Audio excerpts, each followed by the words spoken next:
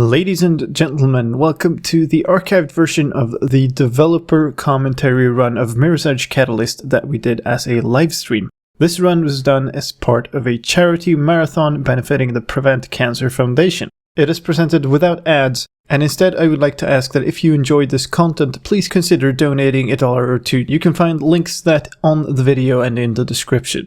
Enjoy. Alright, welcome back. I have no idea if Erik is back or not, but we'll keep going. Let's try to answer a few questions that were scrolling by while we were off eating. I'm here. You're here. Great. I am here. I will mute occasionally to chomp down a few pieces of food. Good thing. I have stuffed my face with another slice of pizza. We're good to go. There was a bunch of speculation about sales. I saw, let's just address that. The official word from EA is the game has sold according to expectation. I have no other information or any reason to doubt that. And neither have I. So, stuff appearing everywhere. There's lots of stuff in this game. That was one of our worries, actually. That we were considering what are people going to think? Are people going to think this is too empty for, or too few things to do, I should say, for an open world game? And in the end, I think this were almost silly considering how much stuff pops up on your map. Yep. I mean, we did talk about the basically the implications of having a map with all that stuff on it. It becomes about checking stuff off and cleaning up the map, and quite a few things on our map aren't actually getting cleaned up. They stick around because you can replay them, which sends kind of a, I know some of our UX designers were a bit ambivalent about that, because there's this people expect to be able to just send me the locations. Empty the map of stuff to do. That's kind of the success criteria. But it's not in Mirror's Edge. It's about playing things over and over again, right, to become better.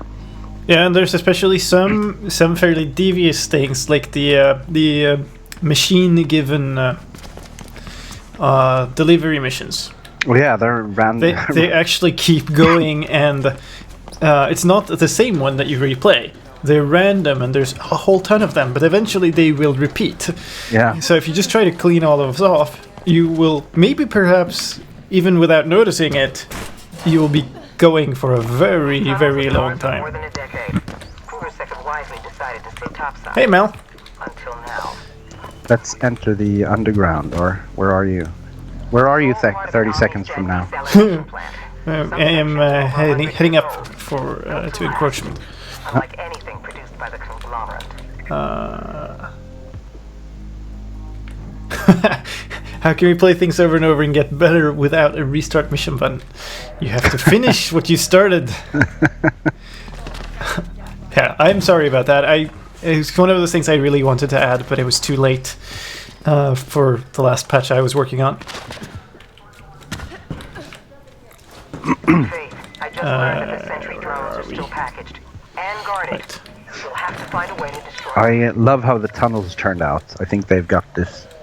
We had early on when we basically we knew what areas we wanted, and we knew that the overworld was going to be predominantly white, but we were talking about the underground and how would that look, and we had what we always do is we collect reference images, mostly then of Two more to go. real places and photos, and finding references for the underground that looked like we wanted to look wasn't necessarily super easy, but we did some really cool things there. And we also had, and if James is looking, our audio director has asked me to talk a bit about the audio. I remember when we had basically it was a PowerPoint slide with the different areas of the game just as reference images, and he did an audio pass on it, and we basically talked about what kind of sounds and what type of emotions we wanted to get out of those visuals and sounds. And that was, I think, the first time where I really started understanding that the city was going to come together.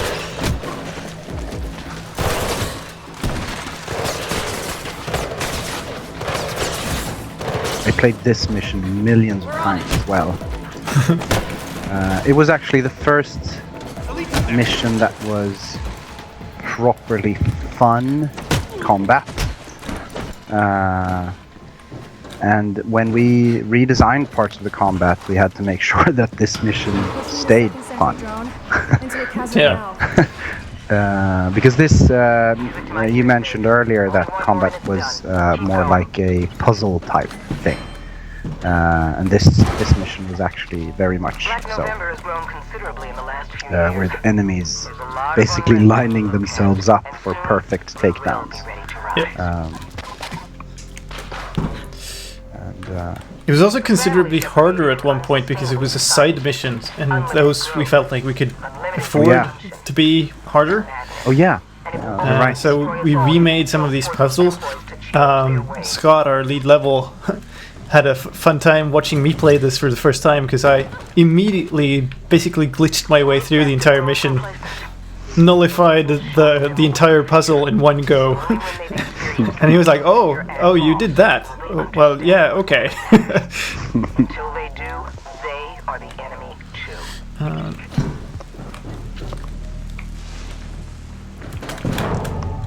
Ow. Am I thinking something wrong here? Yes. But I can't comment on it because I'm 30 seconds late. Alright. You were almost right. This is actually one of those places where runner's vision is a great help. I don't think that. Ow.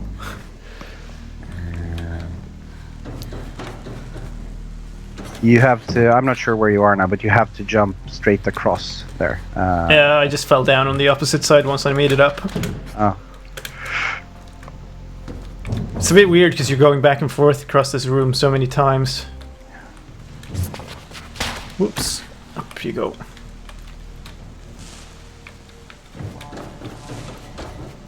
And the sort of the end point is pointing you towards a direction, but you need to actually go up first to get there. Yeah. What do you reply to people who thinks, like me, that making Catalyst open world was a bad idea?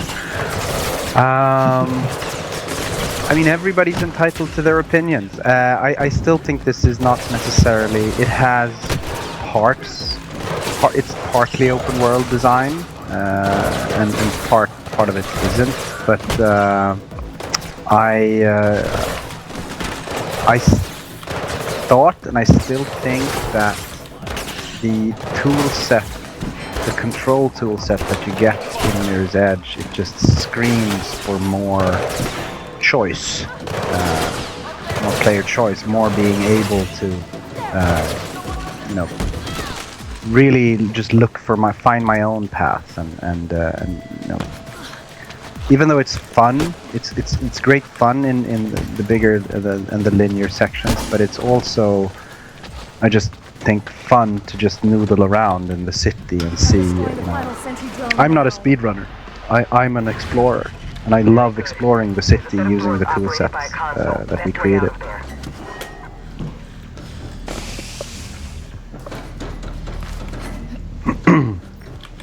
It makes it a very different type of game in some ways, but I also think that it retains a lot of the feeling in the core of Mirror's Edge.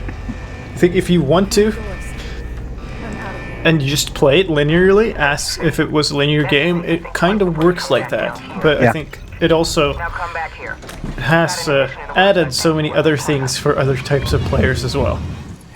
Especially for runners. I mean, there's so many ways to run this game, and so many like challenges in running different kinds of challenges in this game that weren't in the first game. Yeah. So somebody's And then 45 is asking about something further up, and I don't know what it was. Question. I have a question about multiplayer. In development, did you ever consider co-op or multiplayer where runners could interact with each other? Sure, we looked at it. We looked at a lot of different things. Basically, But most importantly, one in the center. It's really, I mean, since the game is really about running, it's about running away from things. it's actually really hard to keep track of your friend when you're running this fast, and you basically it's just. I think on paper it sounds awesome, and it could maybe be the best game ever, but it's just a really, really hard nut to crack. And I'm not necessarily thinking that Mirror's Edge is the best game for a co-op experience. It's a running game, and it's kind of a racing game in a way. So how many co-op racing games out there are there? Yeah. I mean, there are multiplayer games for sure. You could race. I could definitely see this just being some kind of something like maybe an arcade racer like Trackmania, where you don't have collision with each other, you're just competing, you see each other, but then how much does it really add? Yeah. And one thing we said definitely was we're not going to add, the token multiplayer component to this game. The checkbox thing, it also has multiplayer. So I think I'm actually really happy with the time trial, the dashes, the player created time trials and those things. I think that was absolutely the right call for the game.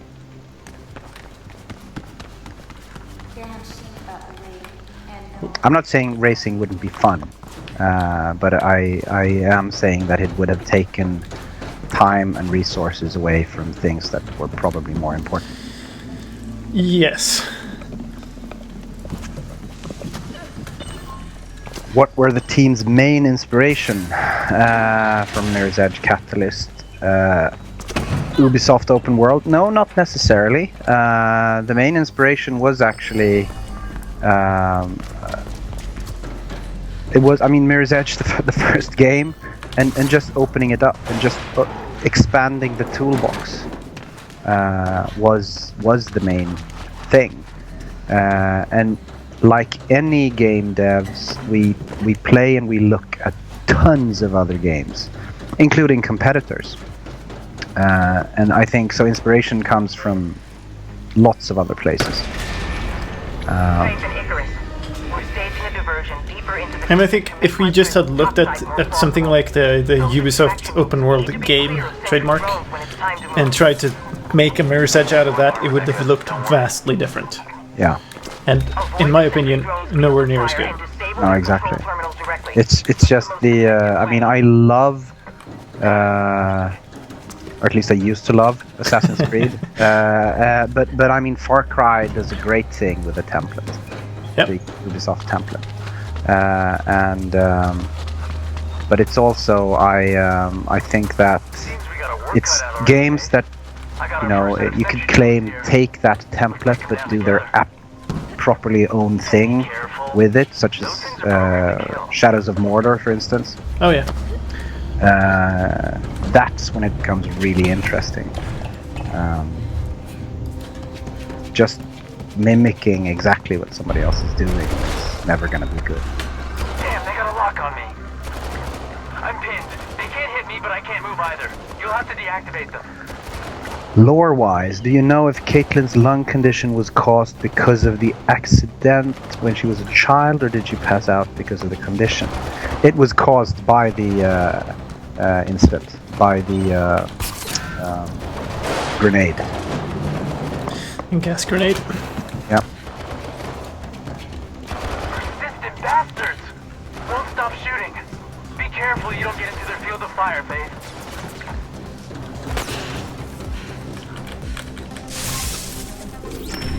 There.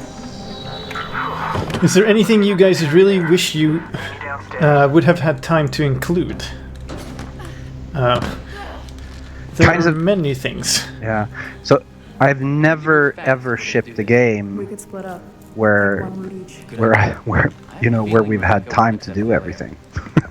No, and I've also never shipped a game where we haven't cut something that really properly hurt. Yeah, no, exactly. There's always something that you go home and you just say, "I'm never going to forgive myself for allowing this."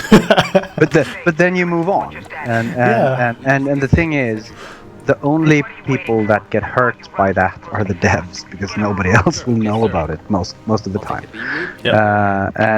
And the thing is, in playing games, I mean, like you said earlier, we're kind of broken, right? Because we analyze everything, and sometimes when we play games, First one should be marked on your beat. you see that there's something. Here, there was something. There was something here. Something is missing here, and it's not necessarily just a whole. If it's a whole system, maybe you feel it all all over the game. But you can also really feel like, why am I being led into this alley? Why does this door look different than all the other doors in the game? But I can't open it. and you know that there was probably something great there that somebody loved and spent months or even a year, fixing, and then no, we have to cut it. But I'm so used to cutting stuff, so it hurts, but then you move on. There's a lot of talk about that, actually. What was cut? Look at the trailers. I would say more it's a case of there was a lot of stuff that was made specifically to have trailers. Yeah. Because this is such a systematic game where so little was polished before we actually had the game done. Yeah. There wasn't much to show, because if you showed it, people would go like, "Oh, that doesn't look like a game," and that happened internally, by the way. Yeah. So there's a lot of stuff in the trailers that is just, oh, let's put the scene in here. We think it will have something like that, and then it didn't end up there. Yeah, and also, lines for the trailers, that only exist. We wrote specific scripts for those trailers. Those lines were never meant to be in the game. So, yeah.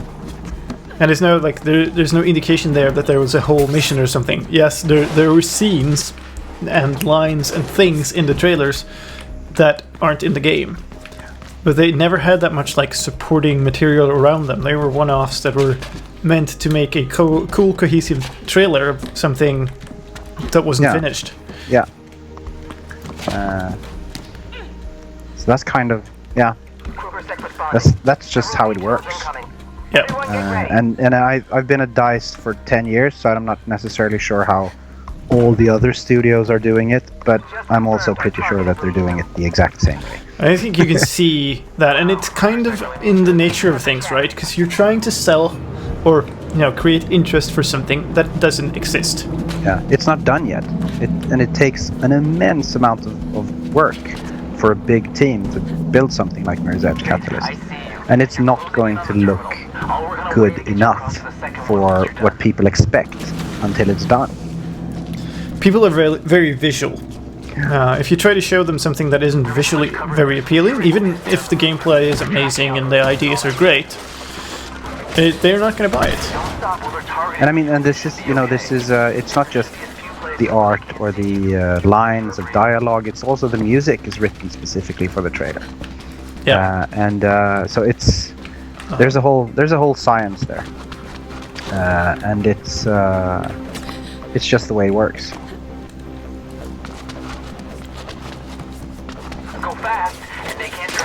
I got a run-in with Kruger, but I got something for it. Yeah, that's one of those lines. It was written specifically for a trailer, and it's kind of, but it would fit into the game, right? It's Faith talking to Noah just after the back in the game mission, but it's so it kind of tells you the right thing about the game, but it's like an extra scene that was never intended to be in the game anyway. I love this mission, by the way. This is a good mission. Oh yeah, I forgot that. This might be my favorite mission, actually. Just like running and being shot at, I guess. You have strange hobbies, my friend. Yes.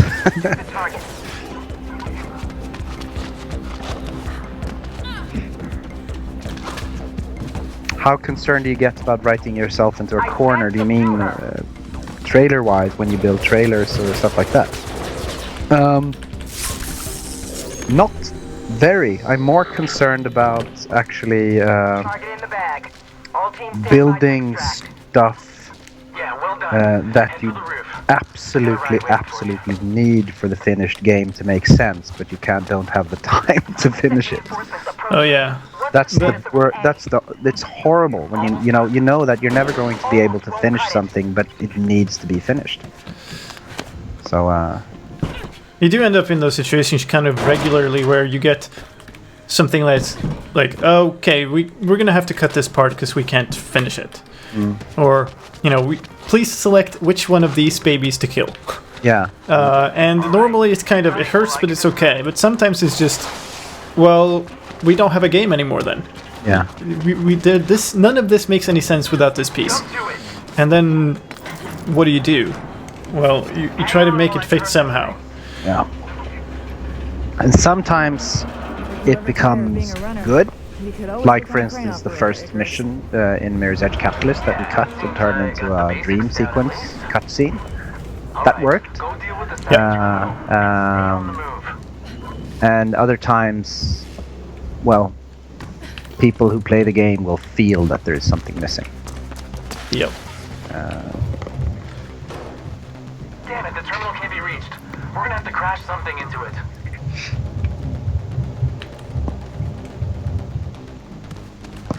Could you guys describe what's your workflow while working ideas? I think that's very different from person to person. I personally write much. I'm a horrible artist. I know other people, they draw stuff, etc. I sometimes do some weird schematics on graph paper, but I often think in either Word or Scrivener, and I just write. I tend to write, actually, I can write level designs as scripts, and then this happens, and then the player sees this and presses that and does this, and that's kind of how I work my way through things. I also sometimes just, Just get it done. doodle around in Excel or something like that. Jump onto it and punch the Putting words and numbers together to see, does this make sense? Would I, is this something that is interesting to build on? And I also very much prefer to work with just letting people, especially for Mirror's Edge, it was my initial input was often not much more than, say for instance, Flytrap, but this is the mission where everything has to go dark.